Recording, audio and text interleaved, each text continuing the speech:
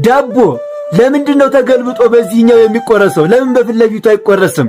እርግጠኛ ነኝ አብዛኞቻችሁ አታውቁትም አይደል? የማታውቁትን ነው፣ የምታውቁትን አይደለም። የማታውቁት ግን ዛሬ ታውቁታላችሁ፣ እነግራችኋለሁ።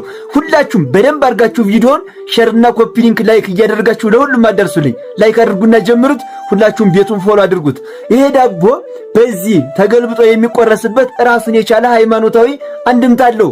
ምንድነው ካላችሁኝ፣ እግዚአብሔር አምላክ አብርሃምን ልጅህን ይስሐቅን ሰዋልኝ ብሎን ነበር። አብርሃምም ልጁን ይስሐቅን ሊሰዋ ወደ ሞሪያ ተራራ ይዞት ወጣና ይስሐቅም ማለት ነው ሊሰዋው።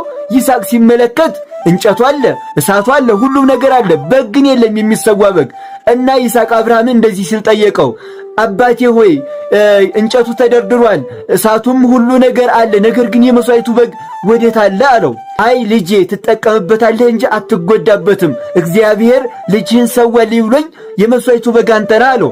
ያን ጊዜ ይስሐቅ እሺ አባቴ ታዛዥ ነኝ፣ ነገር ግን እኔ ወጣት ነኝና ስፈራገጥ እንዳላስዋጭር፣ እንደዚሁም ደግሞ ልጅ ነኝና ወደ ላይ አድርገህ ከሰዋኝ አይኔን አይተህ ሳስተህልኝ ትተወኝና ከእግዚአብሔር ጋር እንዳትጣላ አይኔን ወደ ታይ አድርገህ በማጅራቴ ሰዋኝ አለው። ይስሐቅ ማለት ነው አባቱን አብርሃምን።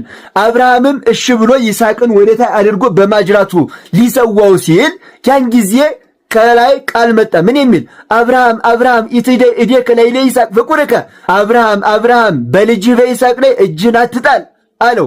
ዞር ሲል ነጭ በግ በዕፀ ሳቤቅ ታስሮ አገኘ ማለት ነው አብርሃም። ነገር ግን በህሊናው አብርሃም ይስሐቅን ሰውቶታል። እና ይሄ ዳቦ ዛሬ ተደፍቶ የሚቆረሰው በዚህ በጀርባው የሚቆረሰው ማለት ነው የይስሐቅ ምሳሌ ነው።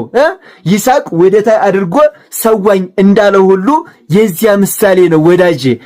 አየ ሃይማኖትህ እንቁ ናት። ኦርቶዶክስ ሁሉ ነገሯ መጽሐፍ ቅዱስ ነው አባቴ። እስኪ ማህተብህን ማበለው፣ እስኪ ማህተብሽን ማበዩ። አያኮራሽም? ሁላችሁም ደስ ያላችሁን ቃል ኮመንት ላይ ጻፉልኝ። ቪዲዮውን ለሁሉም ሼርና ኮፒ ሊንክ ላይክ እያደረጋችሁ አዳርሱልኝ። ቤቱን ፎሎ አድርጉ፣ ይጠቅማችኋል። ወዳችኋለሁ። ክብር በሉልኝ። ዳቦ ለምንድነው ተገልብጦ በዚህኛው የሚቆረሰው? ለምን በፊት ለፊቱ አይቆረስም? እርግጠኛ ነኝ አብዛኞቻችሁ አታውቁትም አይደል? የማታውቁትን ነው፣ የምታውቁትን አይደለም። የማታውቁት ግን ዛሬ ታውቁታላችሁ፣ እነግራችኋለሁ።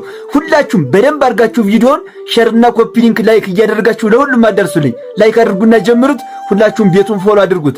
ይሄ ዳቦ በዚህ ተገልብጦ የሚቆረስበት ራሱን የቻለ ሃይማኖታዊ አንድምታ አለው። ምንድነው ካላችሁኝ፣ እግዚአብሔር አምላክ አብርሃምን ልጅህን ይስሐቅን ሰው